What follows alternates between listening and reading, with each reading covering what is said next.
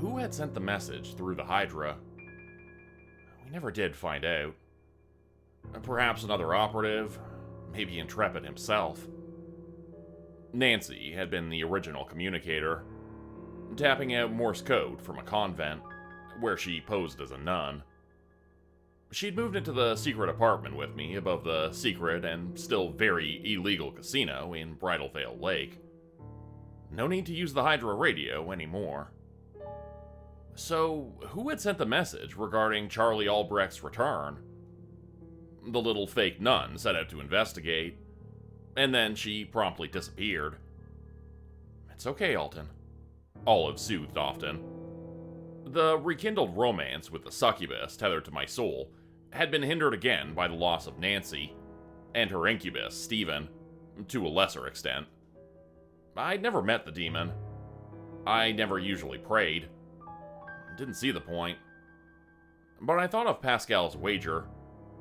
There would be no significant loss if nobody above and omnipotent existed, and incredible consequences if he did. And really needed prayers to get off his ass and help. He's got her, I whispered to Olive one night. I know it. What is he waiting for? Shh, Olive would respond, wrapping invisible arms around my chest. We can't lose hope. We have to act. Where was Nancy going to look for the messenger? That's where we start. I couldn't sleep after that. Being linked to a succubus had a curious impact. I never felt tired. Yet I knew that I was. My body, my mind, needed rest. Olive and her gifts gave me superhuman powers. Endurance, speed, strength, and a price. I couldn't stop. Not really. I closed my mind completely to her before this next thought. She's going to kill me someday. Alton?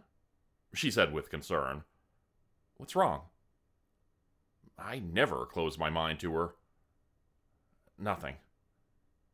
It's okay. Let's go. The clock had crossed to the wrong side of midnight. I put on my fedora and coat. Unexpected summer temperatures had arrived in early May, and with it a fleet of midges getting into everything. In 47, Tour Hill had not been so industrialized. Nature imposed itself regularly. Midge clouds were an annual tradition close to the lake. The thickness of the tiny insect groups came like a biblical plague. We passed through the darkened casino. Adamo DeFranco, the mobster boss and my best friend, had imposed a curfew on the place, and that time had come and gone by this point in the night. Even the doormen had gone to bed. Except for the midges. The streets were empty. Where are we going? Olive wondered. Nancy told me she usually began her investigations at the grocery store. Because she was getting groceries, Olive pointed out. For the nuns at the convent, Alton.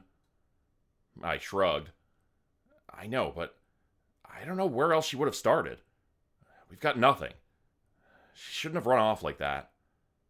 Olive cackled. Heh, you did the exact same thing at the Westdale Theater, remember?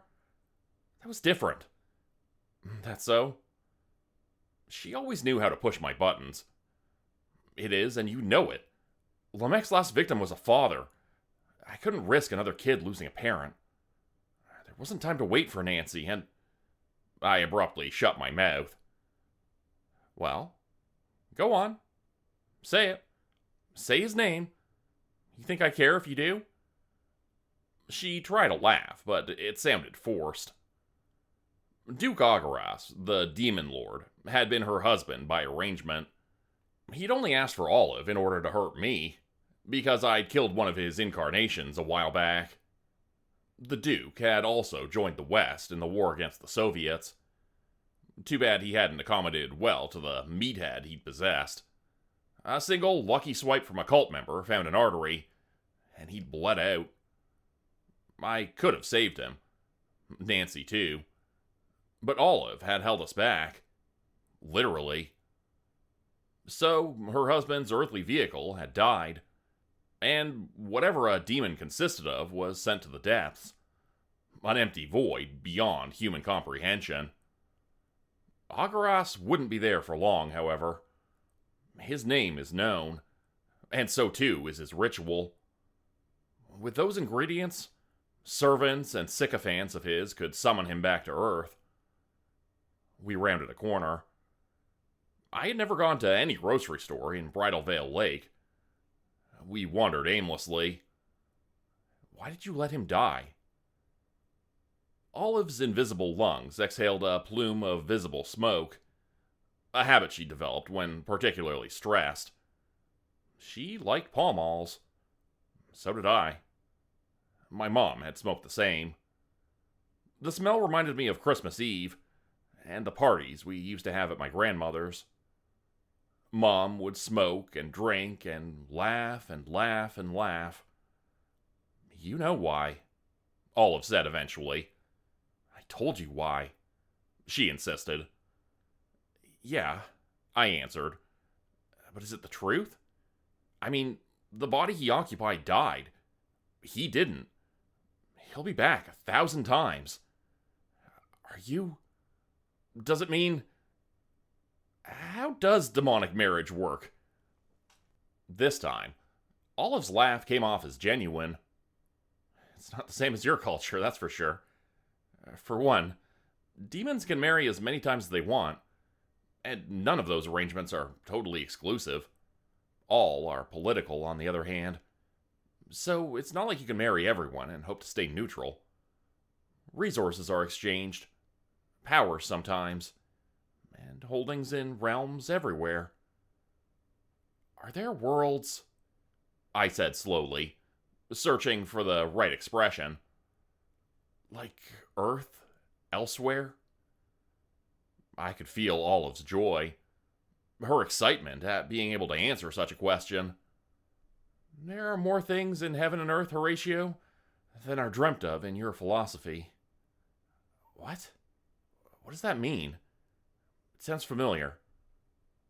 She laughed some more, and I could feel the tension between us ease for a moment. I didn't have all the answers yet. I might never have them. But she'd come home with me. And that was enough. For now. With nothing open, the town became a desert. The better part of an hour passed before we came upon a grocery store. And a robbery in progress. The front door had been smashed open with a rock. I knew because the rock had been left behind on the sidewalk, and I could hear frantic movement inside. I stepped through broken glass and witnessed a distressed man carrying too many cabbages. "Hold the cabbages," I exclaimed. He dropped them all and began a flailing search for his weapon, a bowie knife tucked into the rope serving as a belt. "Control, control," Olive warned me. "You must learn control. Don't do anything awful." I understood the sentiment. I'd killed around 100 of Lamech's pitiful cult members. She'd hobbled the misguided flock, and they'd crawled to attack, with crude weapons. And I destroyed them without any thought and a lot of built-up anger. I'd seen Nancy use her demonic augmentations with incredible nuance and delicacy, but she'd been a secret agent imbued with an infernal sidekick for years. I was still a rookie. "Sidekick?" Olive asked. "You're the sidekick." Another man came from the butcher's counter, with a comic amount of sausages draped over his neck and arms. The glee over his ill-gotten meat faded at the sight of his shuddering friend and the knife. His eyes followed the trajectory of the tip of the weapon to me. "Hey," he stammered. "Now hold on. This isn't what it seems, mister." I stuck my hands into my coat pockets and went to the first cabbage to have rolled my way. "Oh? What does it seem?" The unarmed man gulped. A significant coating of sweat had trapped and suffocated at least a few dozen midges. This isn't us. We're only doing this because of her." That got my attention. Her? Her who? Quiet, the knife wielder ordered. This might be one of them. Somehow, this statement made the already nervous man more tense. Them? He licked his lips and overtly began searching the store for a way out. Hold on, I advised the fight-or-flight duo. I'm with the RCMP. I'm looking for someone. Small? Pretty? Dressed like a nun? Flight blinked rapidly like he couldn't help it. You here to arrest us? I smiled. No. Maybe. Depends. Robbery isn't something I normally tolerate. There's something odd about you two. You don't seem like thieves. I knelt and scooped up the dropped cabbage. Or perhaps it's your first attempt. Couple of amateurs? Too green to clean out the registers first? How do you know we didn't grab the cash first? Fight answered. Because he just told me, I said. They put the cash away at night. So what's going on? Nothing. Not a word. Fight advised again. Flight nodded. I rolled my eyes. Out of patience. The cabbage in my hands hit Fight square in the face. I'd never been that good at pitching, so the accuracy could be attributed to Olive's influence. Fight staggered into a crate of potatoes and fell onto his ass. The knife skittered across the floor to Flight's worn shoes, and he only looked at it. Pick it up, Stanley, Fight shouted. Flight, or Stanley, obeyed with tremendous reluctance. He held the wooden handle as if it were litter. I can't, Cooper. I can't. You know I can't.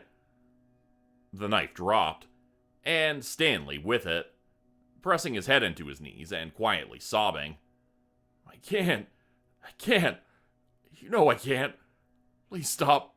Don't do that. I loomed over Fight. Cooper.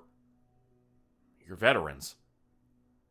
Back against the floor, hands spread wide in surrender, he nodded. I held out my hand. So am I. Cooper accepted the help to his feet, probably for a lack of better options. He went to Stanley immediately and threw his arms around him. Stanley, come back. Hey, don't go there. It's over. I'm sorry, all right? I shouldn't have done that. Stan? I lit a new cigarette and prepared to wait. Gradually, Stanley Boyd's trembling calmed enough he could look up again. Coop? What happened? Coop shrugged. Same thing as always. Only I was the cause this time. Sorry. I thought of asking where they'd been during the war, but held off. Stan had clearly seen action. Hasn't been too long since my own episodes, I said to the duo. You have my sympathies, boys. But that will only get you to the point where I ask questions before I do what needs to be done. Last time, tell me about the nun, sister, Nancy. They remained tight-lipped. Something worse than an RCMP had scared them. Or they simply loved Nancy more than their own skin. Cooper threw a punch with zero chance of landing. Gentle, Alton, Olive reminded me. I caught his wrist, and could feel the fragility of the man's bones. Another attempt to hit me came from his untrapped appendage. I spun him around and shoved his backside with my heel. He collided with Stanley, who'd resumed covering his head and shivering. Stop! Stanley stuttered. Coop, I can't. From a seated position, he fell onto his side and seemed to be entering a violent seizure. Stan! Coop shouted, trying to hold his friend still. I assisted by pinning the man's torso, so that only his limbs shook. Cooper Boyd and I each took a muted measure of the other, while we waited for the episode to pass. I don't know who you're worried about, I said. But it isn't me. He rubbed Stanley's face with a handkerchief, to keep the sweat from pouring into the afflicted man's eyes. She said they tried to deceive us. Did she tell you how dangerous they are, too? How vicious? How cruel? Cooper nodded. She did. And do you think it likely one of them would sit and have a chat with you like this? Or help your friend through a seizure? I blew smoke away from the pair, and added, would they be polite? He didn't answer the questions. Arrest us then, if you're not one of them. I don't know how much longer I can do this anyway. I took out my silver cigarette case and offered one to each of them. Do what exactly? Stanley had a book of matches that I waved away. Please, allow me. I lit their cigarettes with my Bic, and gave them a moment to let the tobacco do its work on their nerves. Coop is right, Stanley said. I was kind of surprised he spoke. He seemed like the type to let others do the talking. A lot of vets were after the war. If you're a Mountie, then arrest us for thieving. I sighed. I really am a Mountie. Technically. But I don't go around arresting people for low-level crimes.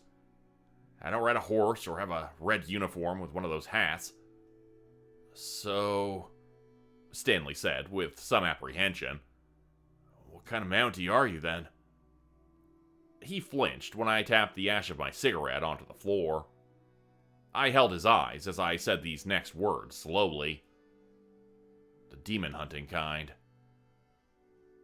They should have laughed at my cheesy admission. Their stoic expressions didn't falter. Someone, Nancy, hopefully, had told them everything. Demons are real, and they're as split as the East and West. No, I don't know the exact numbers on each side of the division. Sometimes I got the sense we were in the extreme minority. Mostly because they sent me and a succubus against the Albrecht family, and their immensely powerful Asmodai demons. I kept this idea hidden from Olive, however, because bringing it up would imply her low standing in the infernal world, a fact she'd been pretty open about already. My name is Alton Anderson, I continued. Stanley perked up. Alton? I felt like an idiot. Should have introduced myself earlier. Because introducing yourself immediately to thieves is the polite thing to do? Olive joked. You know me? I asked the vets, ignoring Olive's jab. Stanley looked to Cooper for permission to reveal the truth, which he gave. She's in the gorge with us. Really sick. Something happened. She was attacked. We heard the noise and rushed over to help. His tremors began to worsen once more, so Cooper stepped in. They were monsters, Coop said. They looked like men. He shook his head. Would have killed us with their bare hands if the sister hadn't intervened. But there were too many. They had her pinned down. We tried to help. They brought out a knife and cut the back of her neck. I couldn't see exactly what the purpose was. It seemed almost gentle, the way they were doing it. Sister Nancy didn't even scream. Oh, shit, Olive exclaimed. Cussing, dear, I chided telepathically. You know what they say about foul language and one's appearance. It only makes you ugly, darling, she countered. When I swear, it's just the truth. What happened to her after? Is she alive? These men didn't know about the tattoo hidden under her hair and habit, demonically etched some years ago. She'd been attacked by Asmodai. Of that, there could be no doubt. And the odd cutting could mean nothing else but the removal of the golden crown on a field of green. They'd taken the mark connecting her to Stephen, the incubus who gave her supernatural powers, the same as me.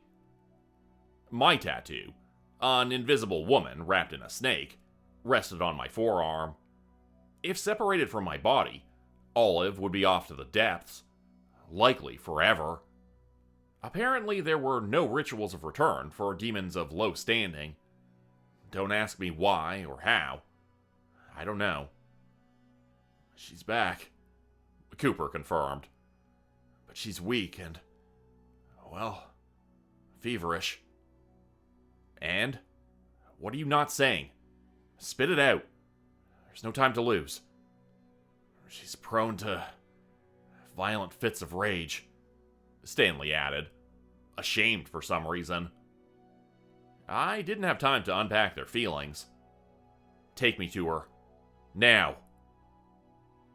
The men took the food and some more, explaining their idea to attempt to cure Nancy with hearty sustenance. Medicine and a doctor made more sense, but she wouldn't commit to being taken anywhere else, and fought them off, though her strength had obviously been waning the last few days. I don't think she sleeps, Stanley said, as we rushed down the still empty street towards the gorge, where the Black River winds through dense forests, eventually feeding into Bridal Veil Lake. I have some fond childhood memories of the place. My father took me fishing there. If you went far enough west, the forests were thick and too wild for tourists wanting to camp. If I left Cooper and Stanley behind, I could have raced to the gorge in a matter of minutes, and never found Nancy in a million years. Even if I raced around wildly and tried to methodically search every square inch, I'd find myself lost. The trees there were old, untouched by the sawmills to the south. Why bother harvesting there when easier, more abundant sources of timber grew all around at ground level? As a result, some of the largest trees in southern Ontario slept beneath the darkness of their own canopy. I'm guessing you've chosen a more easterly location for your abode? I said. They stared. We're going east, correct? They nodded. Police chase us out of the tourist areas, Cooper said, or find a reason to arrest us. He frowned. That's the thanks we get. I couldn't disagree with his assessment. Had they missed the war? Hell, if I missed it, where would we be now? Certainly not in the wild, because society no longer found us presentable. Unfortunately, I'd met a lot of discarded and disfigured veterans since I'd returned to Bridal Veil Lake as an agent. I wish I could say they'd gotten something from their struggles. But so far, none of us seemed like particularly balanced or even sane individuals. A man falls down a hole and dies. It's a tragedy. A man falls down a hole where a trampoline bounces him out and into the path of a traveling circus with a dozen elephants. He is crushed. He dies. And that's comedy. Maybe the comparison isn't quite right. A single, definable cause is a tragedy. But a multitude of causes is too much for the individual to comprehend. It seems ridiculous. Everyone but those on the receiving end of the joke laugh. I can't even crack a smile. Stop wallowing, Alton, Olive sighed, before touching a silky fingertip to my earlobe. She'd give it a tug if I got too depressed or stupid. Pay attention. Doesn't this seem a little too convenient? We were just wandering and happened to find these guys in a grocery store, robbing it for food to supposedly help Nancy. That's a pretty lousy story, don't you think? I had to admit, it sounded pretty far-fetched. We'd walked into traps and ambushes before. I tried to think about how many, but soon gave up. The hidden powers behind Camp X, and the Cold War forces at the RCMP, had done a really terrific job of ensuring I had no idea what the hell I was doing at any given time. I'm not blaming you, Olive hissed, but we should be careful. You're a softie for veterans, remember? How could I forget? Charlie had sent some to their deaths at mine and Adamo's hands. They'd also had a pretty lousy story. I hadn't seen through it then. Adamo, a far more intelligent creature than I, had, and managed some kind of signal to his friend, the owner of the Jade Empress restaurant, and leader of the Chinese Tong, Lao Chi Wei. Both of them had probably saved my life. Again. And don't forget the Westdale. I didn't forget, I accidentally burst. Cooper flinched and dropped a cabbage. Stanley froze. You okay, Alton? Cooper asked. I took a deep breath. Yeah, I'm back there too sometimes. Sneaks up on me. Sorry.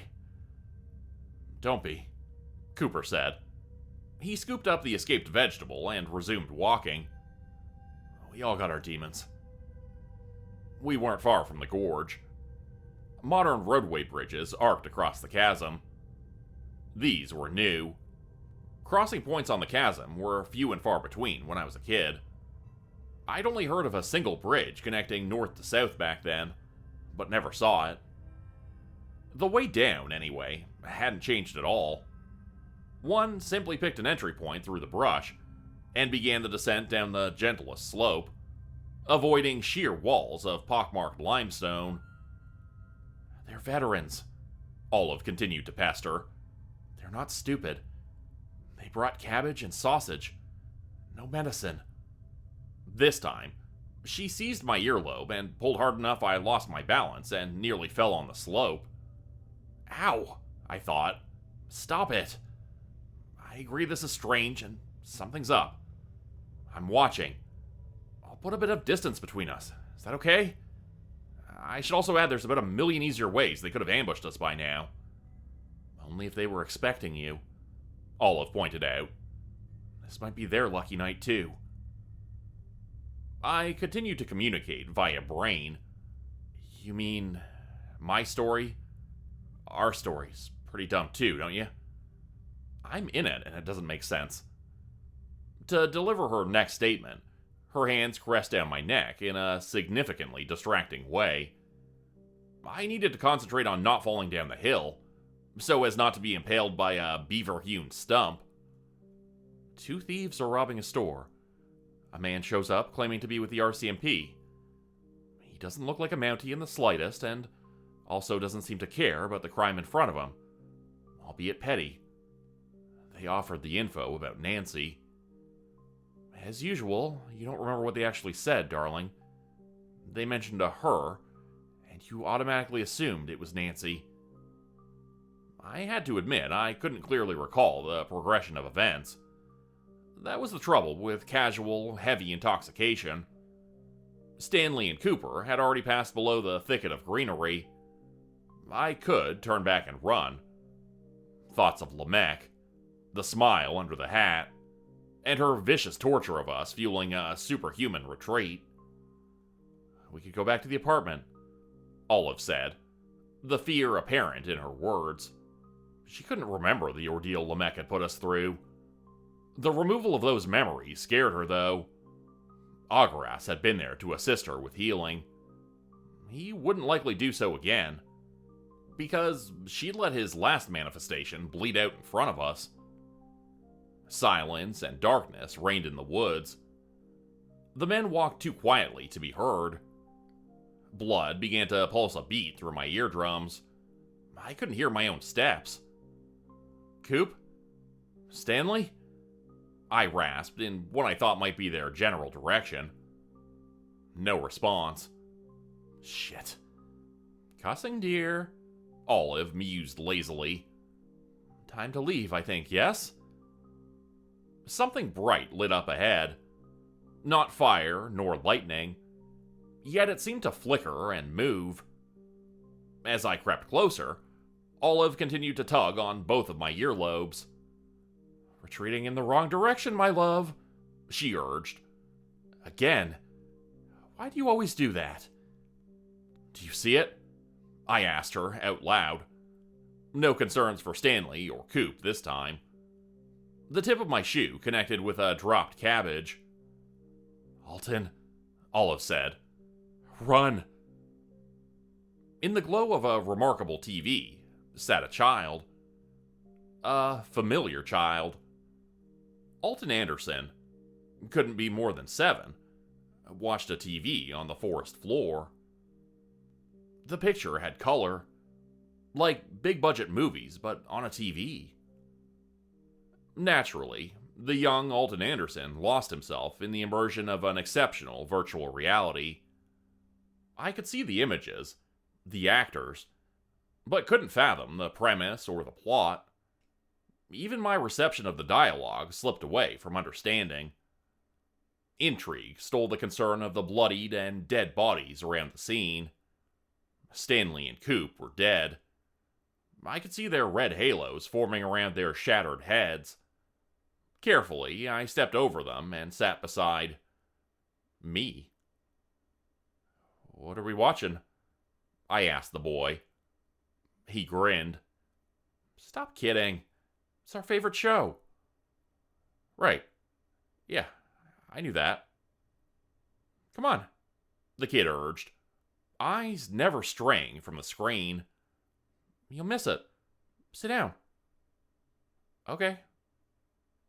Lamech. Had to be. Duke Agaras had been able to protect us from her powers of illusion. It had been an unusually rash decision on Olive's part to let him proceed to the depths, where he'd likely be for some time before returning to exact revenge on us. Again. "Olive? Where are you?" No response to my thoughts. I wasn't surprised. Lamech had cut off our ability to communicate before. Running would be expected. So would staying put.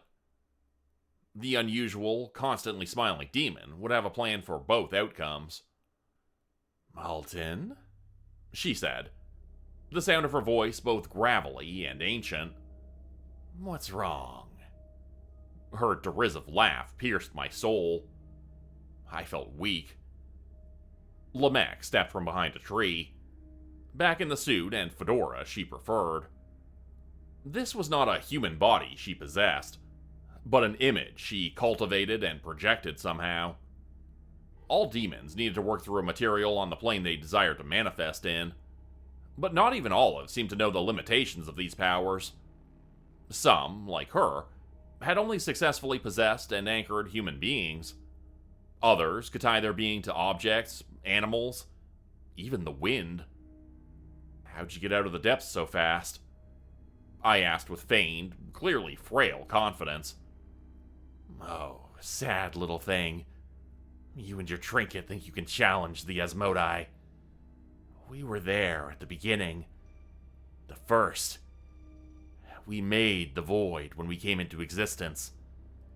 It is home, and we come and go from place to place as we wish." That didn't sound right. Without Olive, however, I couldn't confirm or deny the bluster coming from the smile. The truth mattered less than the reason the information was being shared. Over the last year and a half, I'd learned demons love to talk big about themselves. Honestly, it seemed kind of pathetic. Real power, in my experience, rarely makes a sound. It doesn't have to. It takes what it wants without explanation. Miss Smile Under the Hat seemed far more chatty than usual. Something had changed. I sat down beside the kid version of myself, which was odd, but certainly not the weirdest or worst thing I'd ever seen. "So, what episode is this?" Smile's fingers rested on my shoulders. They were cold. Her fingernails were sharp like syringes, penetrating the cross threads of my coat and shirt to prick at the skin. I shuddered, which I know must have pleased her. "It's the one where the secret agent dies," young Alton said, his fascination plain in the rise of his brow. "He has one chance. Good guys say he can live and grow up again in a different time, way after the bad guys are gone, and he won't remember any of the bad stuff he saw or had to do. He can just be." "I see. And what does he decide to do?" Smile's digits worked 10 holes through my clothing and skin. "It could be yours, Alton Anderson. You'll still be you. All the hurt will be gone. A fresh start in an age of such wonders." She gestured across my shoulder at the color television, and the picture became clear for the first time. Two good-looking adults, akin in appearance to my parents. They wore strange clothes and even stranger haircuts. This? I began slowly, choosing my words as wisely as I could. Is the future? The edge of her nail left a paper-thin cut along my earlobe. It is what could be. Who are they? I wondered. They looked like my parents, but not quite. Descendants of the secret family your father had in another town. These are your half-sister's children, and the boy they will have. The boy that could be you. What did you say? My father? A smile ran those syringes through my hair. Poor thing. Yes, he did. They never knew about you and your mom either, if that helps. It does not. I continued watching for a moment. Then I looked at the boy.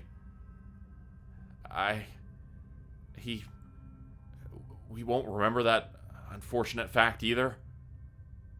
Of course not, Alton. We want you to be happy. That seemed unlikely. Why? As weak as you are, the Asmodai, Lord Asmodeus himself, in fact, is impressed by your accomplishments. The nameless ones inside the girl weren't much of a task, to be certain. Neither was killing Fairgrieve. But once you took down Agaras, we began to notice. The Duke has never seen the depths twice inside such a small period of time. Lord Asmodeus despises him. He found it quite funny when you sent him there again. Lamech and her smile appeared in the darkness above the television.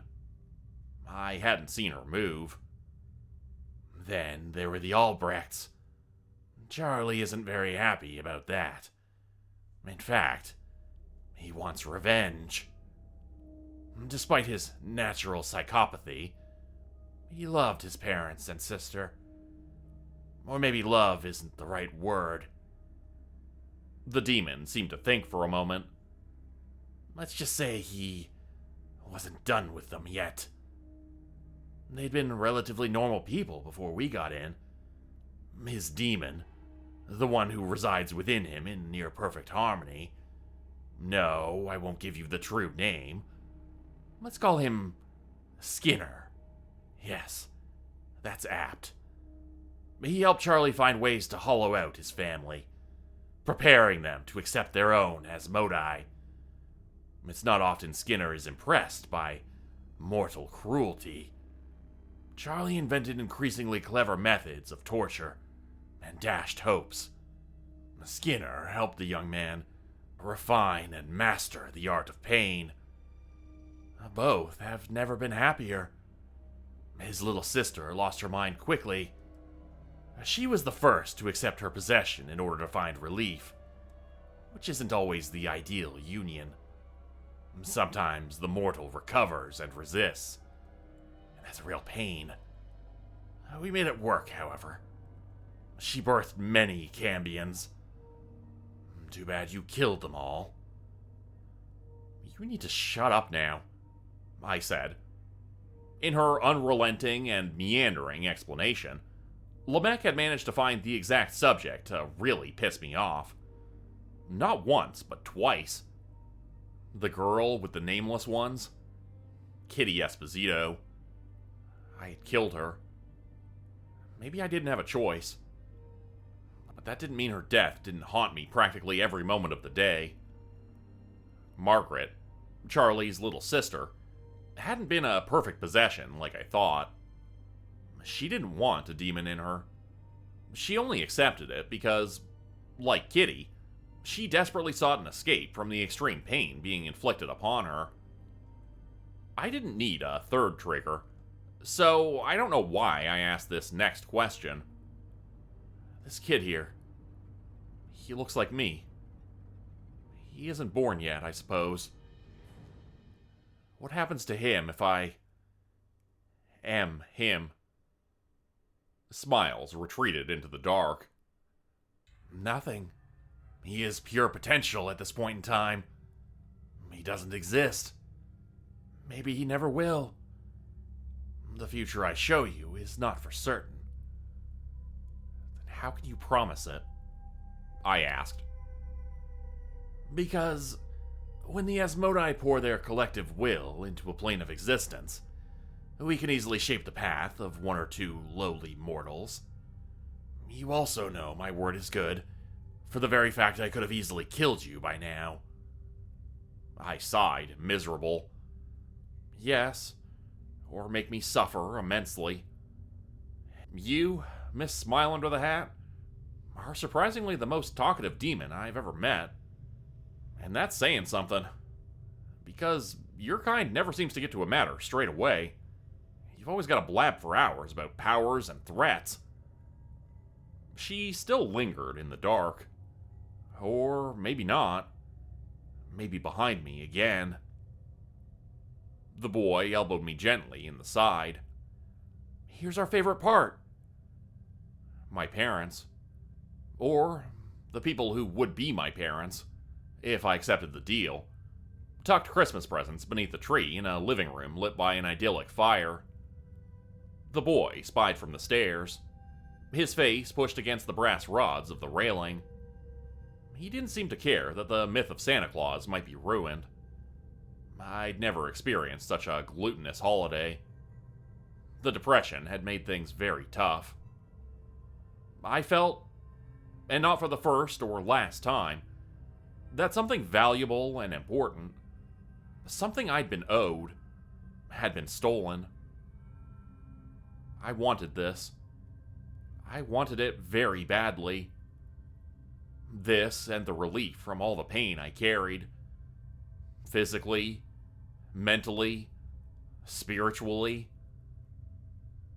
It's not going to get any better, is it? I asked. And Lamech answered, though the question had not been specifically meant for her. No. My mortal life is nasty, brutish, and short. I do not see a purpose beyond serving the needs and desires of my kind. I hate you, I admitted. Only because you know it's true.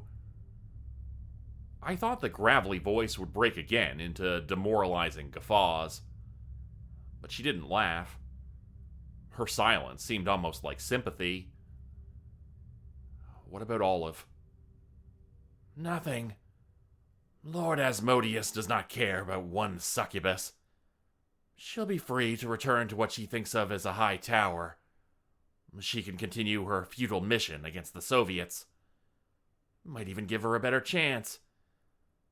Just look at how broken you are, Mr. Anderson. I sensed another monologue about to ensue. The kid's entire world played out on the television. So innocent. No scars. No horrors. Constantly scratching from where they never stayed buried. No. I stood up. The boy and the color TV vanished. And with them went the light. You've made a poor choice, Mr. Anderson. Maybe. Probably. Lamech's voice spoke from a greater, indiscernible distance. She will go to the void. Everyone you care about will die. Wouldn't they have anyway? I shouted. Yes, Lamech answered, her voice a rasp on the wind. But you would have never known. A twig cracked behind me. The impact of a thick branch would have knocked me out completely had Olive not returned. What happened? What's happening? She exclaimed with fear. You just had to let your jerk of a husband's meat container bleed to death, I joked. With augmented strength and speed returned, I spun fast and caught the swinging branch meant for my spine. The large man wielding it appeared confused by his inability to free the crude weapon. Others around him held lanterns, and were afraid. It wasn't me, I said to them, nodding towards Stanley and Cooper's bodies. Sure, I could have done it. Might have done it, if I'd known who they were bringing me to. But she did it. Why? Because she had no more need for them. That is how these things think of us. We're not men. We're tools. A means to an end. And they'll kill us the same as a child plucking the legs off an insect just to pass the time. You seem to know a lot, the big man criticized. Maybe you can explain what happened to Stanley and Coop. Even in the gloom, I could see his eyes stray to the food they'd brought. I released the club, and the bastard had the nerve to try again. Before he could understand, I snatched the twig away and crushed the wood to splinters with one hand. I threw the pieces at his feet and glared at him until he understood the situation. I could kill him and everyone here at any time. And he looked away, haunted by yet another experience that proved that nothing in this crazy world made any damned sense. You're the veterans, I said. Stanley and Cooper went off for food, which they said they needed to heal someone. Nancy, I thought. But maybe they'd been manipulated to track me down. The one responsible for their deaths can read and alter minds. She probably knew I was looking for grocery stores to find some sign of Nancy. I shook my head and dug into my coat for cigarettes. A pretty stupid plan I had. Olive had been right all along. Nancy's here, the big man said. They came for her. They hurt her bad. She's dying, I think. Coop and Stanley went to find doctor or medicine. Anything to help. I could see them having trouble finding either. Getting mixed up, thinking about food. We're not exactly doing well down here. I extended my hand. Alton Anderson, Royal Canadian Mounted Police. The big man took it and tried a show of strength with a grip an ordinary man would find painful. But demonically imbued flesh and bone are not squishy. He appeared confused again, and wrung his hand out as if discomforted. Henry Grote. Take me to Nancy, please. It's not that easy, Henry said. I can show you. But you better be careful. Unless you're bulletproof. Am I? I thought. Let's not find out, Alton, Olive said. It's been a very long day. Grote and his lantern bearers guided me along a deer trail. I heard the Black River soon enough. The earthy scent of its clean and lively waters hadn't changed at all. Warm air over the cold surface formed a swirling mist. A kind of river above a river. Through it, and on the opposite bank, stood a small row of shacks. These would be the veterans' homes. Their situation became clearer. Nancy had gone somewhat mad, and the men fled, leaving their supplies and fishing rods on the other side. Stanley and Coop hadn't been lying about the food. These men were hungry, and rather than abandon the injured nun, they remained to figure out a way to help. Go away, Nancy shrieked from somewhere across the river. I don't want to hurt you. A lantern burst under one of the bearer's hands. It had been a warning shot. Nancy didn't use weapons. Her bond with Stephen, the incubus, had been years in the making.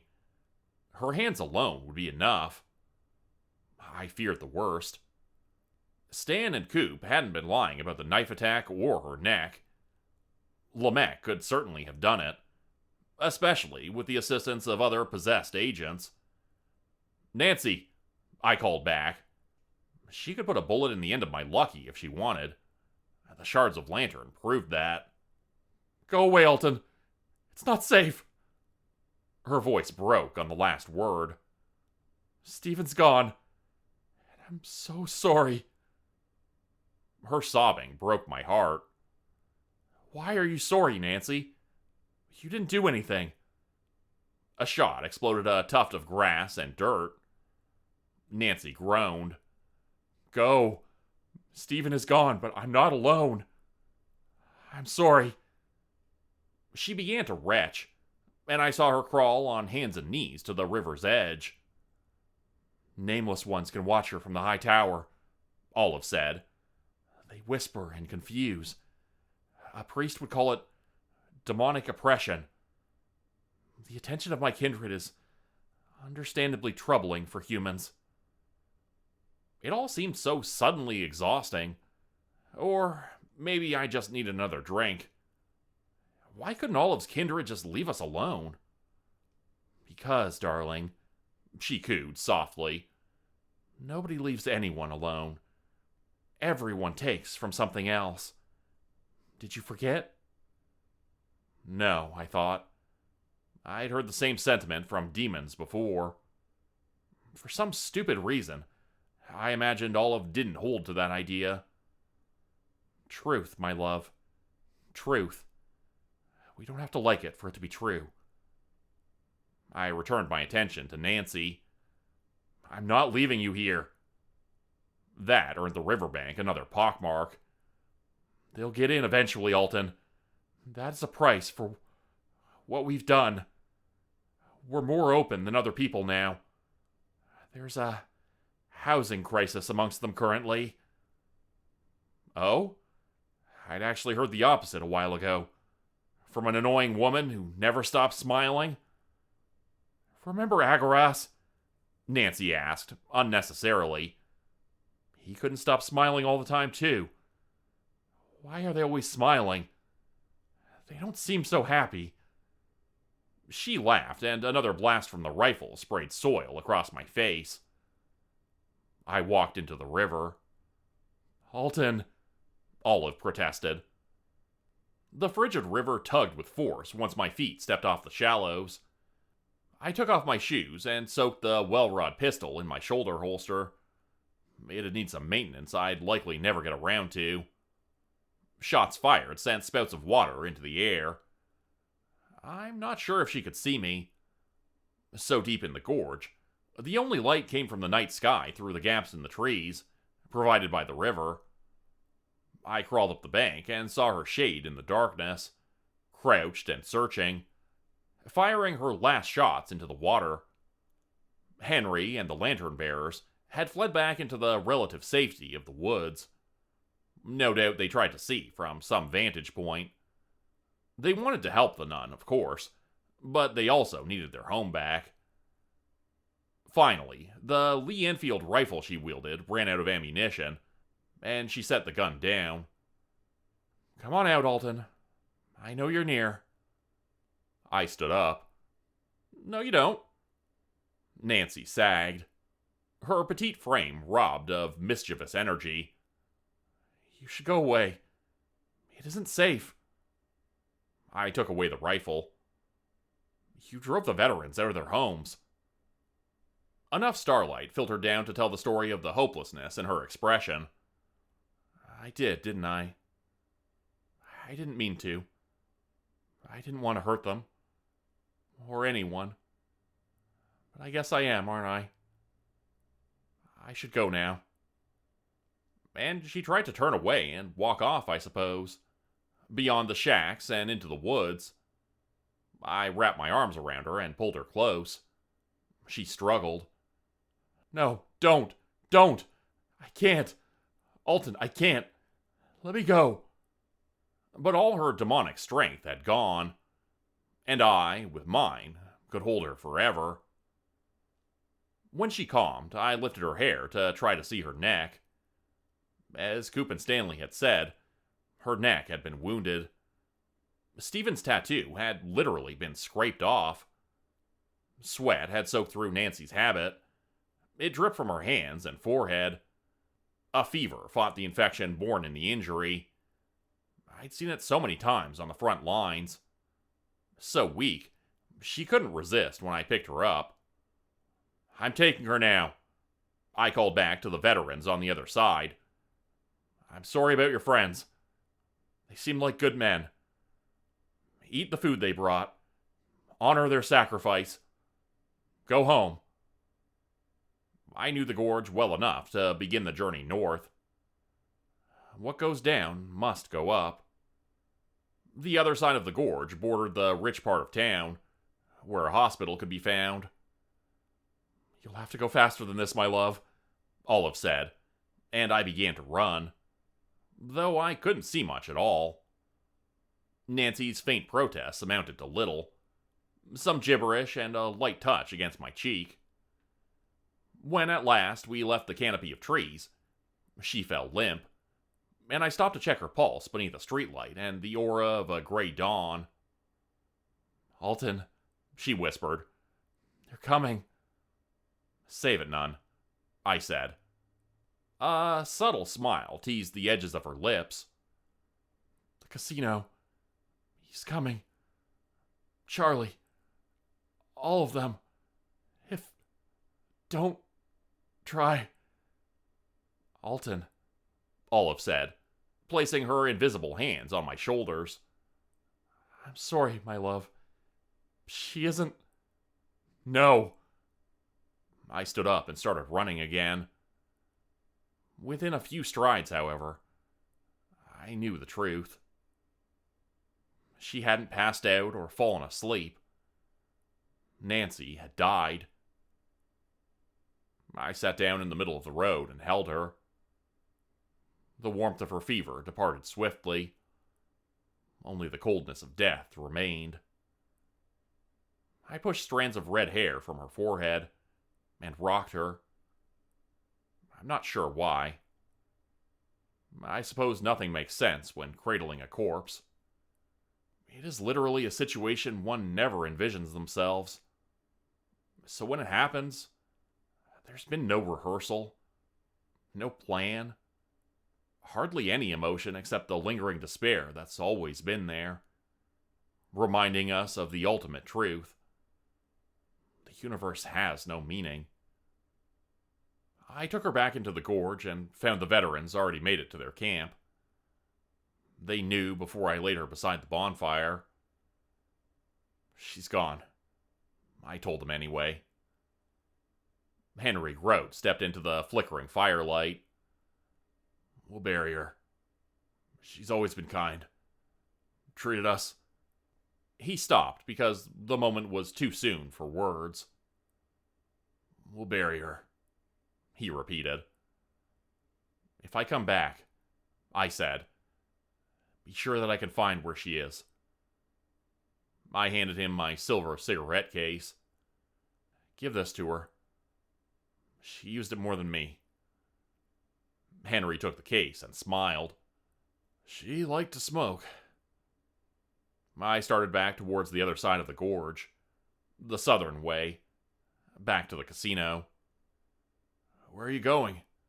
Henry asked. I paused. "Nancy stayed alive all this time to tell me what she knew.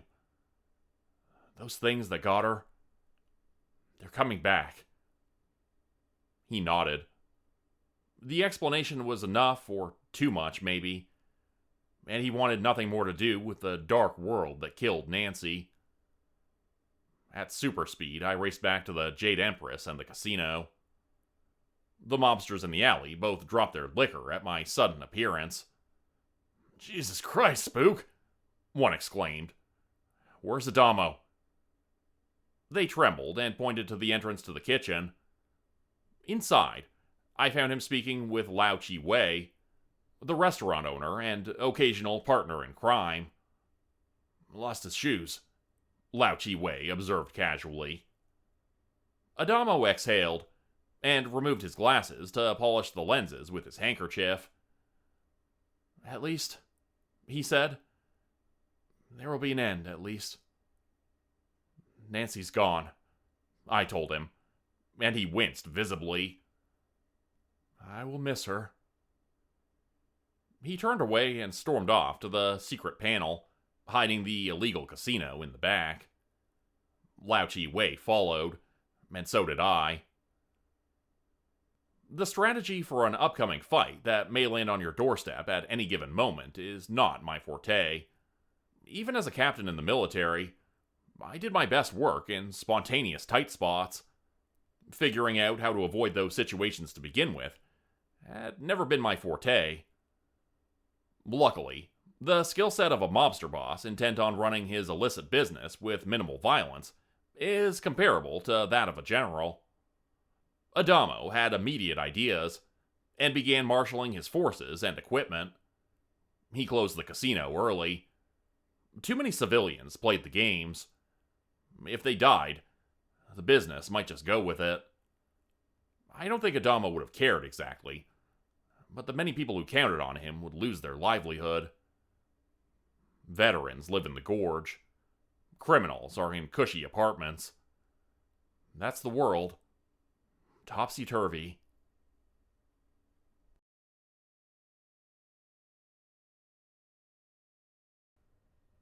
I went back to my own apartment on the hidden floor.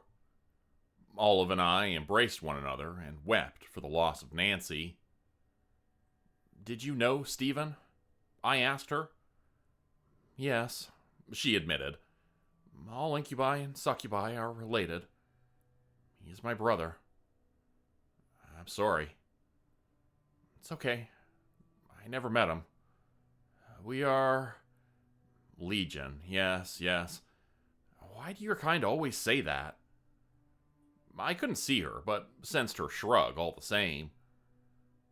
"It's Nancy I'm gonna miss. I don't know if she ever told you, but I could talk to her. She knew a ritual of some sort, and we could communicate telepathically." "Telepathically? Like us?" I went into the motions of a practiced alcoholic, pouring too much whiskey without a second thought. "No, quite different. I asked her how she did it, and she said she discovered it in an old book she'd found at the local library." I took my first sip, and the stuff put the urgency of my addiction at ease. For the moment. I sat down and let the alcohol begin its destruction. "That's a lousy story," I said. "Uh-huh. I didn't buy it either. Too cheesy." "You think she lied?" Another imperceptible shrug. "I don't know. Well, no. Not Nancy. She'd lie if she had to. No need to lie to me, though. At least, I don't think so." "Oh, shit." I gripped the arms of the chair, forgetting I'd rested my liquor there. The glass tumbled onto the floor, sending the whiskey in a spatter across the rug. "Alton?" Olive questioned. "What's wrong?" "We're both idiots, that's what." I stood up. "Speak for yourself, darling. It's another trap, don't you see?" Of course. Why not explain it to me to see if you got it right?" I stalked over to the window. Sure enough, I saw a line of cars climbing the hill. Lamech just let us go. Bit odd, don't you think? "I don't remember much of that. In fact, you haven't told me what happened to you. I felt asleep, I guess you'd say."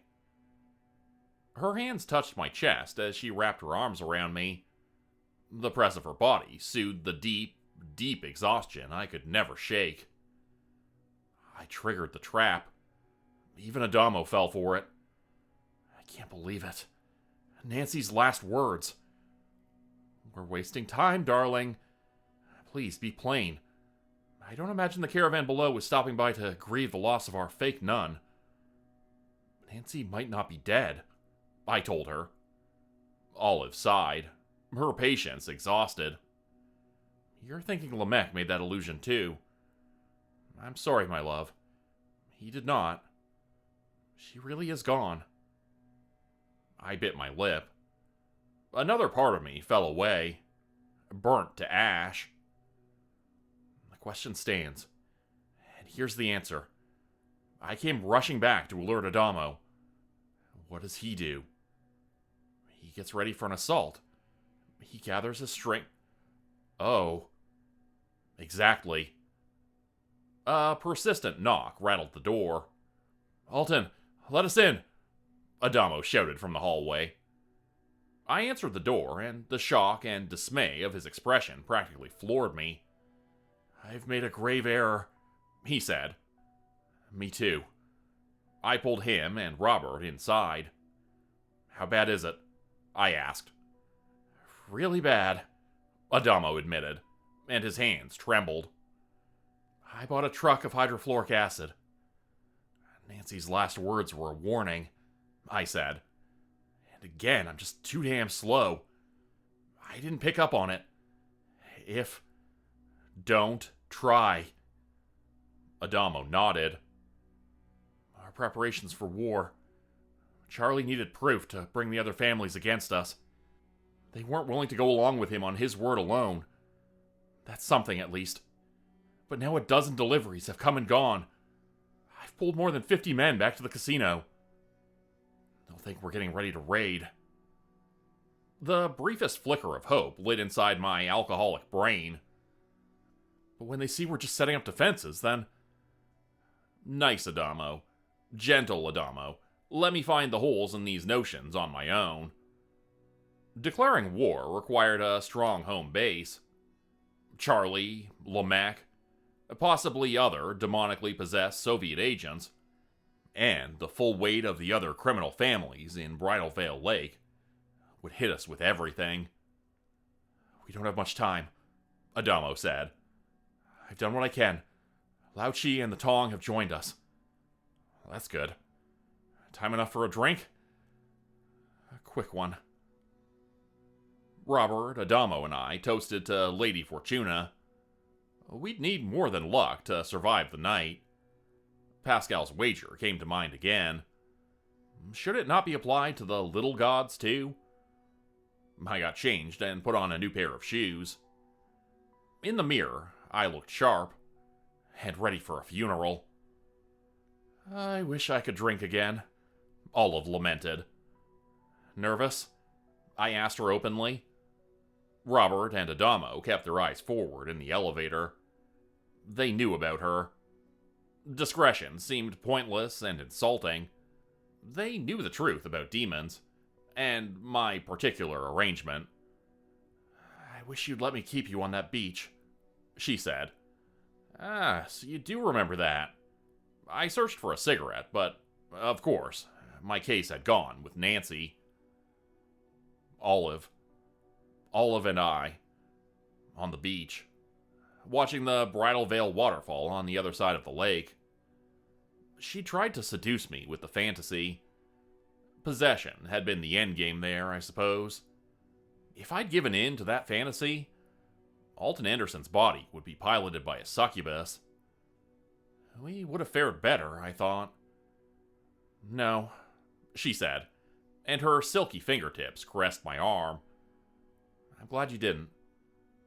Even if we die tonight, I'm glad you didn't. I love you. I know, she whispered, and I laughed because she did. Robert cleared his throat and announced, unnecessarily, "We're here." I suppose my apparent talking to myself made him uncomfortable, and he'd seen nothing truly horrifying yet at all. What was coming would be so much worse. As expected, the gaming tables had been overturned. Cards and dice and money were scattered on the floor. Men armed with machine guns and pistols were posted everywhere. One behind the pillar, two on each side of the secret doorway. Chairs were piled with deliberate haphazardness to create a soft obstacle, slightly difficult to traverse and impossible to use for cover. Robert retrieved a light machine gun, a Bren, I think, from behind the bar, and placed the tripod on the corner. Anyone or anything entering this room would immediately be torn to pieces. A minor inconvenience to Charlie, personally, but perhaps it would be enough to wear down his side or convince them to retreat. Then we just have one quasi-immortal Asmodai to deal with. Adamo continued on into the kitchen, and I followed like some greenhorn recruit being led to his post. The Tong and Lao Chi Wei hid in the kitchen. The swinging door to the dining room had been quickly nailed shut, and blocked with a hastily detached oven. In the alley, no one had been posted on the ground. He looked to the rooftops where no one could be seen. They were there, though. That's why he looked. "He'll be here," Adamo said. He handed me a rolled cigarette, the first he'd ever given me. I hope that's alright. Normally, his rolled cigarettes were for men who'd done a good job on the casino floor. I didn't count myself among their ranks. He knew that, and so I saw the gift as something different. We were best friends, but it hadn't escaped my notice that Robert still looked an awful lot like me. When Lancelot realized he could not have Guinevere, he said slowly, carefully averting his eyes, he left and found another, Elaine of Corbinac. She disguised herself as Guinevere and convinced him to lay with her. Their union produced Galahad. Huh? I stared at the alley. I'd have the cover in the corner, but only the kitchen to retreat to, when the horde inevitably poured in. But it never made much sense to me, Adamo continued. Lancelot had left Guinevere and gone a long way away. Why didn't he question her sudden appearance? Huh? What? It's because he had to take the chance that it could be her, Alton. Do you understand? I was a fool and missed entirely the point of his words. I regret it, too. Because he was trying to tell me what he felt, and I conveniently let the task ahead divert my attention. I knew, however. I knew and wouldn't admit it until well after the fact. I loved him too, just not in that way. Why do you want me in the alley? I asked. He nodded a few times and sighed through his nostrils. You're gonna draw them in. Give them hell. Kill a few. Really get them mad so that they'll follow. Then go into the kitchen and assist the Tong. Fall back to the casino when you can no longer hold them. Understand? Is the acid gonna be dumped from the roofs? He chuckled. Unfortunately, no. There wasn't time to get it up there. That would have been a good plan, though, eh? Adamo rubbed the back of his hand underneath his chin. Lamech remains a problem. A problem for his calculations, he meant. Miss Smiles under the hat could warp brains, and we didn't know the limits of her power. She could certainly take me out of the game with some ease. Our only chance occurred in the patterns of her illusions. I shrugged. The first time at the General Brock, there'd been a symbol and a ritual. In the gorge, she'd been there a while, and lured me with the idea of finding Nancy. It just might be that she can't whip out a false reality whenever she feels like it. Adamo cleared his throat before giving me a furtive look. What does Olive think? Never before, as far as I can remember, had he used her name. She can hear you. I don't know, Olive said to me, and I relayed the message. I guess we'll just have to hope, Adamo said, though he appeared not to like the taste of that last word in his mouth. I extended my hand. Good luck, Adamo. He shook his head. We're not saying goodbye yet, Mr. Anderson. The moment recalled the time Intrepid, my teacher at Camp X, extended his hand for the last time. I had refused to take it, which I regretted deeply. Every problem had a solution if the will to solve it existed. That had been his take on life.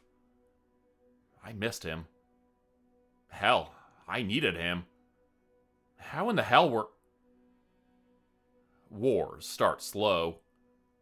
Nobody wants to fight. Not really. The beginning of a battle, on the other hand, unfolds with a swift brutality in the modern age. Hit them faster than they hit you. Perhaps it had been more civilized in the past. I doubt it. Shots rang out on the other side of the building, in front of the Jade Empress. Tommy guns rattled the street and struck terror. The men I couldn't see on the roof encouraged the first wave to look for another entrance. A single man, unarmed, meandered into the alley, whistling tunelessly, affecting poorly a patron of the casino. He looked so nervous and startled at the sight of Adamo and I. See you on the other side, Adamo said, Follow the plan. He went in and locked the door. I didn't think of how unfair my post might have been perceived. I'd been put outside like a dog, while my master, the commander, likely went to the back of the fray. The well rod had been submerged, and I didn't pick up another weapon along the way. No, I didn't forget. Nancy said she was deadliest when unarmed. Today would be for her.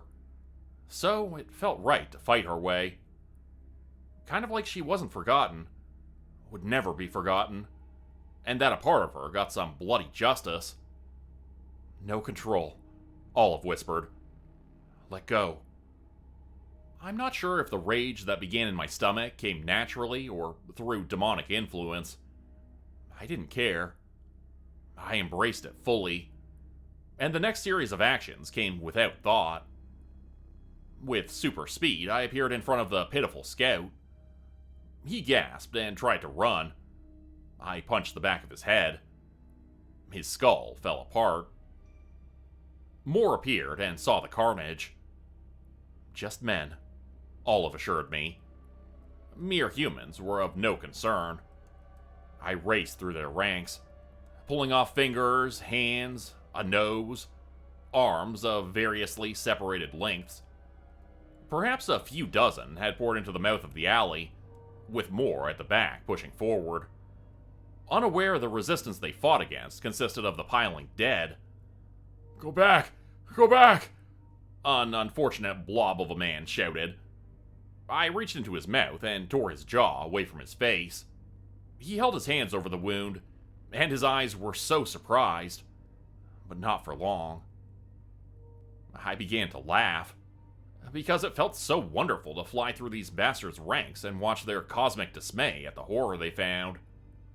More. I wanted to kill them all. Stay in the alley, Olive shouted, and her voice pierced through the bloodlust. Go back in. Back. The next arrivals will not be so easy. I did as she said. Soon, however, the lull became too much. I started to observe and see what I had done. Another Westdale Theater slaughter had been wrought by my hands. Shh, no, darling, Olive cooed. The ones at the Westdale were basically defenseless. You could have run away. But there's no running now. You've got to do this. Sweet fire burned through my veins. Intoxicating and animalistic. I tore at the dead, throwing pieces towards the mouth of the alley. Dear God! Someone exclaimed, and I laughed some more. At last, the first of the demonically possessed arrived. An unassuming man with incredibly smooth skin on a hairless and pale head. Couldn't be a spy. He stuck out, a maggot amongst the dead. I rushed him and put a fist through his teeth. He fell back and immediately spat out his dentistry. Out came a bayonet from his coat sleeve. He waved it back and forth, an attempt to keep me at bay while he regained his feet.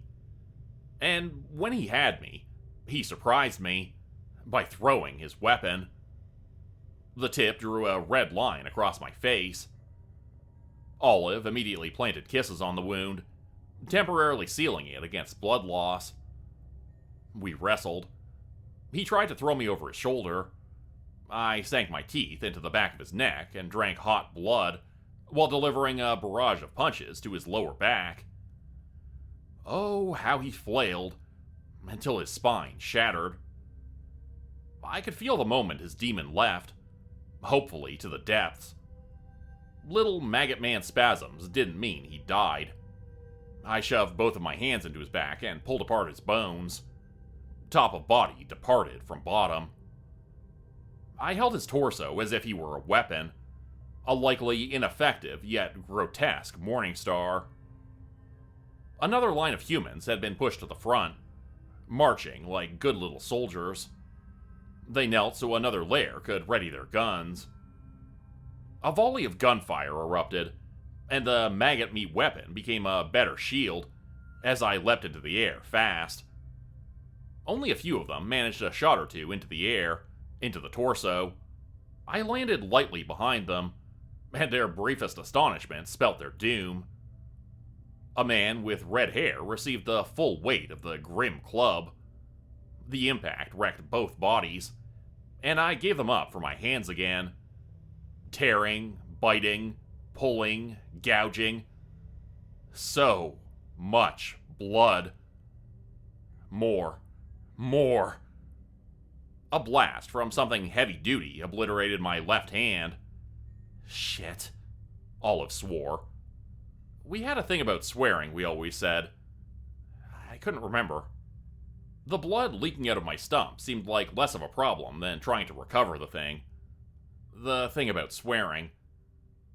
A stout guy with a shotgun sent another scatter shot into my chest. Where had he come from? He looked afraid. I didn't fall over from the blast. The missing hand hurt, but I didn't care. I had another one, which I used to tear his face off, like grabbing a tissue. He screamed, of course. Ever see a faceless man scream? I have. Olive's kisses weren't enough to stem the flow exiting the stub. Normally, when wounded, I felt the pain and the loss of energy. How many times had I nearly died this year? It didn't matter. Giving in to letting go felt so damn good. You'll die, Olive warned me. But she seemed far away. I wanted to keep going. More men and another perfectly possessed agent entered the alley, firing their guns. Another bullet bit into my eyeball, but somehow not my brain. I raged against the attack and raced forward. The agent, a tall guy with an old bowler hat, buried, of all things, a longsword into the side of my neck. I went down, and he wasted no time in pinning me to the ground through the stomach. The way my arms and legs wobbled resembled an angry insect. Olive tried to soothe me. Alton, my love, you're about to die. You have to stop. Cut off our connection. Just for a moment. It's me, you see. I'm the one fueling this rage. Now come back. Quickly. It will hurt. From her end, she'd already been trying to pull back the full extent of her influence. I didn't want that. It felt too good. And I hadn't felt good since... ever, maybe. The depression, the war. That was what I knew. That and trying to numb the pain. The loss. I would rather die than go back. Alton, Olive said. Please. No. I can't heal you like this. And if I do, they'll just kill you all over again. You have to close yourself off from it. Then you have to run into the kitchen, just like Adamo said to. The agent and the mob had proceeded further into the alley, apparently concluding that I had died, which, to be fair, seemed reasonable. I couldn't breathe or move. The hole where my eye had been probably looked fatal. Still, I tried to get my body to obey, to go after them, to kill them all. Alton, please. She started to cry. I felt that. She's crying. Olive's crying. I love you, Alton. And Alton Anderson loves Olive. Suddenly, the need to remain in a state of ecstatic and insane joy became less important. I closed my eye and focused. The pain, as promised, hit intensely. I had no air left to scream. A noiseless gasp emitted from my bloody lips. The warmth of her once-a-day healing trick filled me, pushing out bullets, the sword, and restoring lost flesh and blood. Nobody from the invading side had seemed to notice. When the longsword fell off me, the faceless man's corpse absorbed the sound. About 30 or so men would reach the door before I could. The only other options would be to go through the barricaded front entrance or mount another attack from behind. I could take out a few, I imagined, before they overwhelmed me again. That is not what Adamo told you to do, Olive chided me. Fine. I snapped the closest man's neck, turned his head all the way around, and stole his Tommy gun, which I unloaded into the back of the group in a straight line. 7 dropped, and a path had been created to the kitchen. I leapt for the door, fully intending to crash through it in some kind of roll. Instead, the bowler hat agent snatched my neck and helped me do it. Through the screen and thankfully flimsy paneling, I crashed. Didn't land the roll. Fell into one of the Tong, who might have stabbed me if Lamech Wei hadn't stopped him. "Hoi fo! Hoi fo!" he commanded. Half a dozen of his men appeared from behind a counter and blasted the doorway with shotguns. Lamech Wei leapt gracefully to the side of the entrance and readied his sword. After 3 or 4 invaders had been killed, the agent stepped through and bore 3 direct hits from the shotguns. His shirt tore away to reveal tubular body armor, the kind some Russians wore during the war. Apparently, complaints about the cumbersome plates were plentiful, but those were ordinary men. Demonically augmented strength could haul the extra pounds.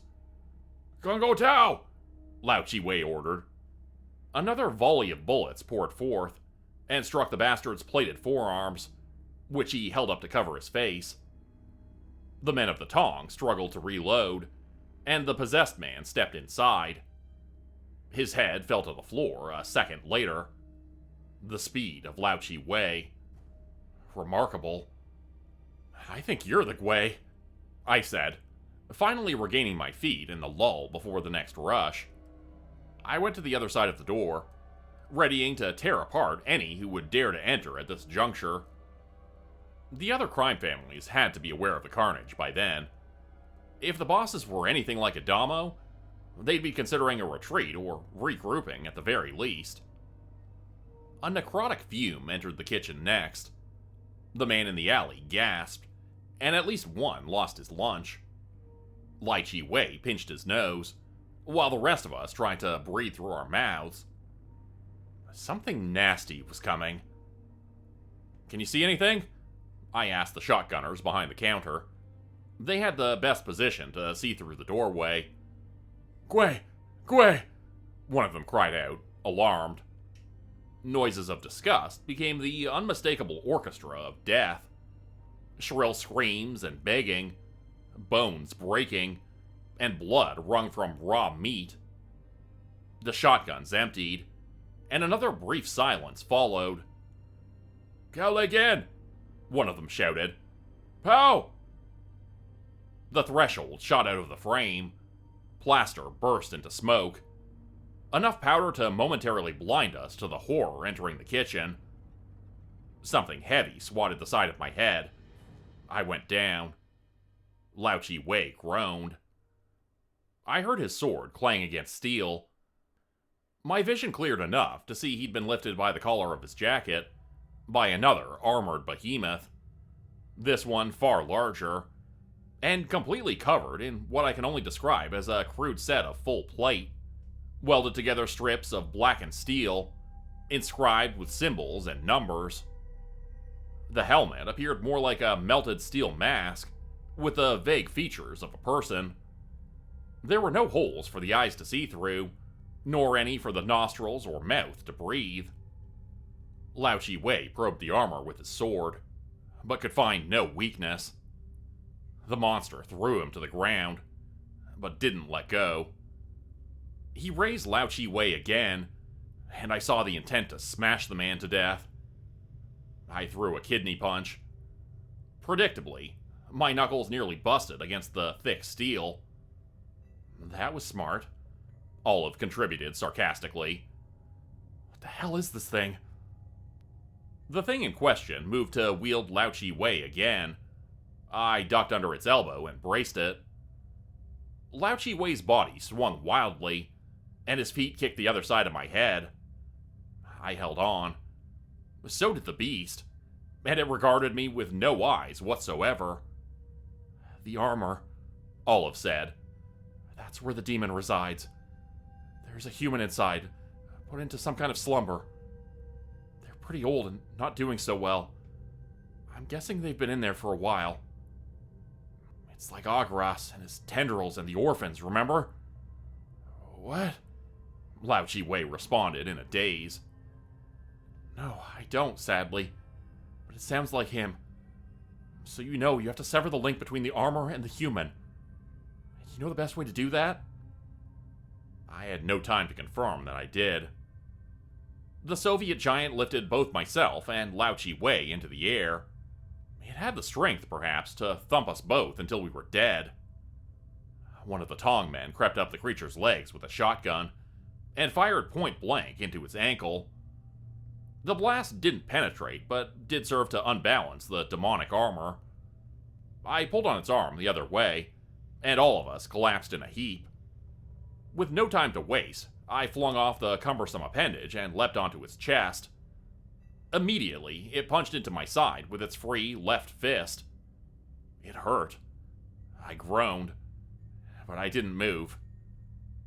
The shotgun responsible for the scenario had been dropped within arm's reach.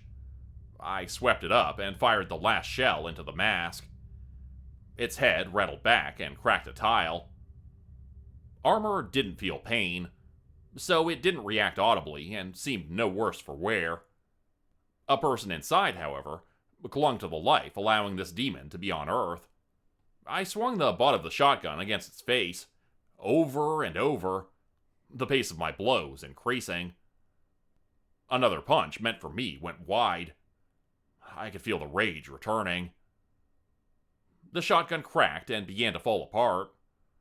I seized the sides of the helmet and rammed it against the floor, driving it further into the cracked tiles with each impact. Alton, stop. That's enough, Olive said calmly. He's dead. The demon is gone. But it felt so good. Her fingers raced through my hair like the wind. I gasped. That felt better. I dropped the helmet, and another uncanny quiet descended on the scene. Battles are punctuated with uncomfortable silence. It's much the same as vomiting. You vomit and feel a little better because it's happened. And in the spaces between bouts of vomiting, you wonder if there's more to come. You always hope for it, because once it's over, you can curl up somewhere, anywhere, and you know the next episode of illness will be a while. Lifting the armor, even with demonic strength, wasn't easy. I threw the whole thing out the hole it had made. A few remaining men outside reacted, gasping before carrying on with the weeping I hadn't noticed before. More would come soon. The kitchen had been reduced to a ruin. Lao Chi Wei hadn't been killed by the attack, but his breathing sounded ragged. I picked him up and gestured to the secret door leading to the casino. His men understood and slid the panel aside. All of us entered fast and then replaced the somewhat hidden door. To any schmuck expecting only a kitchen, the bare expanse of wall would be only that. A wall and nothing more. Charlie, on the other hand, had been to the casino many times. He'd know where to go. So that meant there'd be no counting on secrecy to save the day. Hell, there'd hardly be a delay. One of Adamo's men waited in the corridor and blew a sharp whistle through his fingers. A signal that allies, us, were coming back and should not be gunned down. We found cover around the room. I joined Robert behind the bar. Without taking his eyes from the door, he pointed down to a shelf where he kept a rifle. Another Lee Enfield in my hands. Would I ever leave this gun behind? Another injection of fodder disseminated from the hallway, dead before they took a step onto the casino floor. From this position, we had a clear advantage. Lots of cover, significant firepower, and an efficient kill zone. Charlie would have to send another agent, probably a few, to break our foothold. The first ones, mere men, had been sent in to test defenses only. He didn't care if they died. Probably made him laugh. Expect something bad soon, I told the men. Something you've likely never seen before. Don't lose your nerve. Don't hesitate. They can be killed. There's only the apartment left to fall back to, Olive mentioned, as if only now realizing the importance of the casino. Adamo will have a plan, I said, wherever he is. Robert sent a few rounds into the empty hallway. Sweat poured off his forehead. I handed him my handkerchief. Thanks. Swore I saw movement a second ago. I seized his forearm because I saw it too. A subtle, translucent shudder in the air. Fire! Fire now! Once more, the orchestra of war played on. Bullets tore into an invisible something. It screeched. Black blood poured from wounds that couldn't be seen. Cambions! Olive shouted. I only knew the word cambion to mean a human-demon hybrid. The Albrechts had been birthing some. These ugly, vicious little baby things that had enjoyed the taste of human flesh. I didn't understand what these kinds were, or if all of them eventually became invisible. I also didn't care. Olive educated me amid the gunfire, anyway. Cambions can walk in two worlds, ours and yours. Imagine our link and what you can do, but all within one being. They're very rarely sane, and often self-destruct before they do any real harm. A few grow and twist into manifestations strange and terrible. Ammunition would run out if we kept spending it on the potentially empty hallway. Olive, I thought, can you see or sense any more of those things? Before she could reply, two men behind an overturned table cried out. It's got me! It's got... Blood poured from their eyes, and then their mouths. I could see the impressions of huge fingers crushing the tops of their skulls, turning necks like the taps on a sink. I fired, and the Cambion groaned and discarded the men. My second shot hit nothing but the wall by the elevator, which happened to open immediately after. Adamo waited inside. He saw the carnage. Invisible monsters killing everyone. Fall back! I didn't need to be told twice. Robert, let's go. He nodded, took a step, and his head fell off. Taken clean and fast. The rest of him dropped at my feet. Nothing can be done, Olive screamed. Run! At super speed, I dove into the elevator. Lao Chi-Wei staggered in next, with another member of the Tong. Adamo made the call. He hit the close button and dialed the 3 numbers for the secret apartment. 451. The elevator began to ascend, away from the suffering of the dying below. Lao Chi-Wei and Adamo exchanged some words in Cantonese. Adamo, I said. I'm sorry, He held up a finger and a sharp glance over his shoulder. This isn't over. The apartment will be difficult for them to find. I didn't know what to say. Olive's ghostly hands caressed my face. We haven't even seen Charlie yet. Those things? I wrung my hands. How the hell do we fight invisible... Enough. Adamo interrupted. We don't have time for despair. The elevator doors parted on the hallway to the secret apartment. 2 men and dozens of sealed drums greeted us. Goggles on. Masks. Dump as much as you can, and then hightail it into the apartment. Understand? The men acknowledged their boss by following his safety instructions. Is it the acid? I asked. Into the apartment, Alton, Adamo said. The Tong man and Lao Chi-Wei had already gone ahead. Grinding, metal on metal, echoed up the shaft. Send the elevator down. Move it. The men obeyed. Adamo pulled me by the arm. Robert, not now, Adamo snapped. The interior of the apartment appeared quite different from when I'd left. This is why you needed me in the alley, I said. Time. You needed time. Rubber gaskets sealed the gaps in the doorway and covered the fireplace. What's happening? If there's anything you want to take, Adamo said, you better get it now. Did you know you have electric heating in this apartment? The dial was off. I didn't. I'd used the fireplace for the winter. That and the drink and Olive. You used me? Olive said. For heat?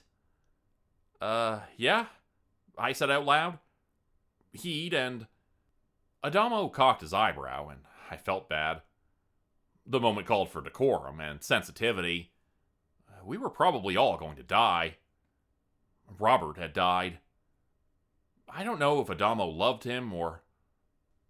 I thought about his mentioning Lancelot and the other lady who looked like Guinevere or something. He'd been trying to tell me his true feelings. Hard to say if he might be glad Robert had been killed. I wouldn't go that far. If what he'd been implying was true, then it would only be a matter of finding another man who looked like... me? It sounded atrocious. Like a demon using a human as a means. And I guess that'd be the whole of it. But I only felt compassion for Adamo. I can't imagine living like he did. A job he never asked for, and a lifestyle no one would choose in a harsh society. No one would choose to be different, my father had said one Saturday morning. He'd been reading the paper. He did that so often I have trouble remembering his face. That's how I know it isn't wrong. I didn't know what he meant at the time, but I got it now. Did he really have two families? If you would, Alton, Adamo said. Smash open the window. We're going to need ventilation and an exit. Pall Mall cigarettes and her, Olive, filled my nostrils. I nearly fainted. What are you doing? What? Adamo asked before he understood I wasn't talking to him, and busied himself at the bar with pouring straight whiskey into glasses for everyone in attendance. His hands shook so much he spilled it everywhere. Didn't matter. We'd never be back. I'm afraid too, okay? Olive answered. It gets your attention when I do that. I went into the bathroom. Do what? She appeared and fell into my arms. I'm so sorry, my love. I stroked her hair. The greatest gift. Sorry? She sniffled as if she really had nostrils. We're not going to survive this. He's coming. That acid might stop the others. It won't stop him. Oh? Seems like Adamo knows what he's doing. That hair. That hair. I could be content stroking my fingers through it forever. No, he doesn't. He's very smart, but he doesn't know. What do you mean, Olive?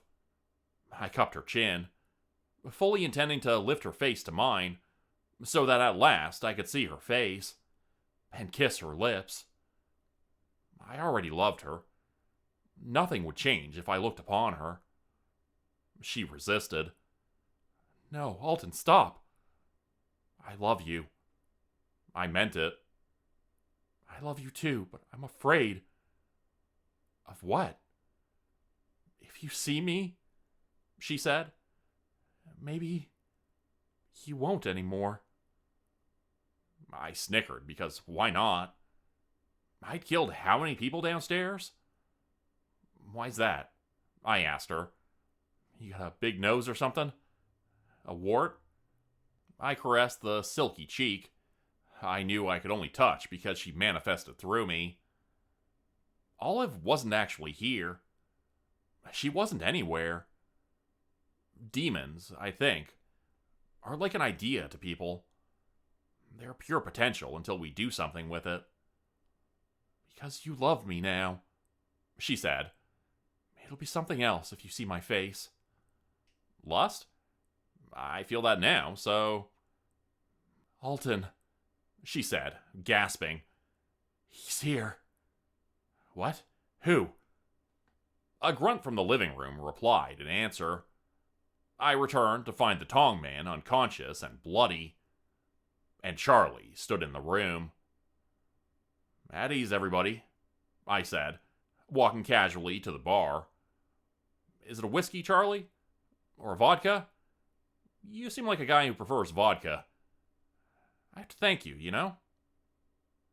He kept staring as he placed his hands behind his back, like some kind of professor. The men in the hallway are dead. They waited too long. The fumes from the acid. Adamo bit his fist and recoiled into Louchy Way, which made Charlie laugh. I'm glad to make this one suffer. He killed my family. I brought over the vodka to Charlie. To my surprise, he took it. Do you really care, Charlie? I asked. He clinked my offered glass. I don't know how to care. So I suppose I don't care about anyone. Not even me. I'm an ant, tracking the next piece of sugar. I don't know another way to live. The one inside my head helps me find it. And that's about the best I can hope for. I've never had a better friend. One that understood. I took a pull of vodka. It helped. Understood what, Charlie? He drank too, and all in one go before discarding his glass with intensity, sending shards of glass everywhere. That I can't feel anything. I live vicariously through others. It's not easy. Intense feelings resonate the most. So I must bring those emotions forward and people with... His eyes rolled back to the whites. Ah, at last, I said. The one in charge. Lamech had called it Skinner.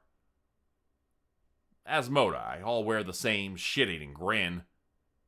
Placid Charlie had gone away. The personality in control now was the same we had contended with at the mansion. Thank you, Mr. Anderson, he said slowly, quietly. And then he neighed like a horse and charged. Fast. So damn fast. He went below my center of gravity and lifted, running me through the solid door, which exploded into splinters. Everyone out, Adamo cried from within the apartment. He meant the window, I assume. Alton, get out of there! Charlie punched me so hard my ass broke through the drywall. I wondered what would be on the other side. Anything? 1, 2, 3... Blood poured from my mouth. I think he broke my nose. I kicked, but without force. Kinda difficult when seated inside a wall. He pulled and tossed me towards the elevator. The doors had not been closed, and the doused elevator had been sent down already. Subtle fumes intruded upon our nostrils. Run, Alton! Don't breathe it in! What the hell did her and Adamo think was happening? Charlie leapt onto my back, pulled my hair, and rammed my face into the door. Olive. Consciousness began to slip away. Charlie continued bashing. The carpet hardly absorbed any of the impact. He giggled. There's no running, I thought. You have to do what you did before in the alley. No, she said. I can't. You'll lose yourself forever. My wrists were seized and my arms were pulled behind my back. I resisted as much as I could, but the strength of Charlie's demon simply exceeded mine. Clearly, he intended to break my shoulders. Maybe more. Olive, I growled. Okay. I've been in here too long anyway. It's over. Let go. Our connection opened fully. More than even before in the alley. I knew what she wanted. Only one piece of resistance to the idea remained. I let you in. Olive's demonic spirit seized control. It's quite hard to describe, actually. Kind of like squeezing your eyes shut until an imprint of what looks like eyes emerge from the darkness. From there, these new eyes are what you see through, and you watch yourself from a very far place. The high tower. Olive, using my body, threw a clean uppercut beneath Charlie's jaw, which flattened him out. She jumped and landed on his knees with bone-breaking force. Charlie didn't cry out, but he wouldn't be standing on those legs anytime soon. The concentration of acidic gas seeped into our flesh. Olive seemed exhilarated to fully occupy a body once more. The way she laughed as she went to work on Charlie's throat, punching, clawing. Charlie threw her off. She scrambled forward, ramming index fingers through his eyes. He shrieked and wrapped his arms around her. Olive bit into his face. Against the bend of his shattered knees, Charlie sat up, cradling her, me. Olive accepted the forward momentum and rolled over backwards, down the open elevator shaft. A pool of hydrofluoric acid had been poured on top of the elevator, enough to submerge us both. I felt nothing. Neither did Charlie. But my view swept closer, until the eyes I stared through filled with corrosion. Blinded, I held onto Charlie as he flailed. Now we screamed, until the fumes disabled our lungs. Too weak to stand, we stretched out, gasping as our skin fell away, and even as our bones began to wither. Adamo had picked the deadliest acid he could find. I understood the reason. Charlie had come back from complete incineration. An explosion rocked the elevator from below, the chemical reacting with the iron. I remember the smoke, and then light. Far away, she stood on the beach. No longer did she bow her head or hide behind the dark curtain of her hair. I approached. On what legs, I'm not sure. My body had been consumed by hydrofluoric acid, fire, and more reactive explosions. I had died. How could she be here then? Joy filled my heart, enough to worsen the hollowness of the truth. You're not Olive, I told an incredibly beautiful woman in a white gown. You have her hair, and your face is what I imagine she looks like sometimes. But Lilith? Her eyebrows rose ever so slightly. My daughters have my hair, the faces they mold for themselves. That is the privilege of the succubi. You let me see your face? There is no more body to be controlled by my power. Where's Olive? Lilith smirked. Gone to the depths, I'm afraid. That make you happy? She shrugged bare shoulders. Maybe she'll find the husband she sent there. Agaras? Is that possible? You care for my daughter deeply, she said, ignoring the question. You would bring her from the depths? Yes. She turned away to face the lake and the waterfall on the other side. You know her name, but have no ritual. The succubi have no rituals, I recalled. Lilith chuckled lightly. No known rituals, she said, and she gestured an invitation to enjoy the view. In the ancient world, I had many followers. And my daughters, too. She can come back? Mm-hmm. The affirmation hung in the following silence. Hope became suspicion. And the cost? I asked. This, Alton Anderson? She said, intentionally pausing for dramatic effect. Will be your last look at the sun. Olive will never see another. And that can't be helped. If you really want to be together. I didn't understand. She stroked my cheek with the back of her hand. That's right. Sometimes I forget too. There are few who remember all of my children, and those of the night in particular. They have been woven into fables and fiction. It keeps them safe. For now. You're gonna make me us? Olive and me? How? You gave yourself fully to Olive, a demon, and my daughter, she said. And in this vale of tears, dear boy, that means your soul is mine. A mere currency, which I may spend how and when I see fit. You have made many enemies, Alton. Oh, what they would give, what they would do to you. Forever. I understood these words better. Duke Agaras, all of the Asmodai, and a whole lot of others I'd killed, would likely not forgive or forget the guy who'd cleaned their clocks. So why not trade? My soul. Without pretense, she vanished, and her voice became an echo bouncing from a steadily darkening sky. The Cold War isn't over, Alton Anderson, and your part remains unfinished. Until then, thou shalt not fall.